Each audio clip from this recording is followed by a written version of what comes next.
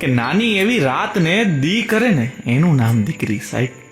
પોતાની પહેલા તમારી ખુશીની ચિંતા કરે ને એનું નામ દીકરી.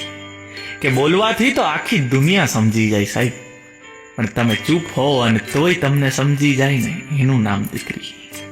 કે ઘૂઘરીનો ઘમકાર અને ઝાંઝરનો ઝણકાર એ તો જે ભાગ્યશાળી હોય ને એના નસીબમાં જ હોય.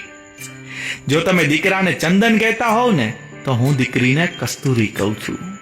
જો તમે દીકરાને ઘરની તિજોરી કહેતા હો તો હું દીકરીને ફળિયું કહું છું, ઘરનું આંગણું કહું છું.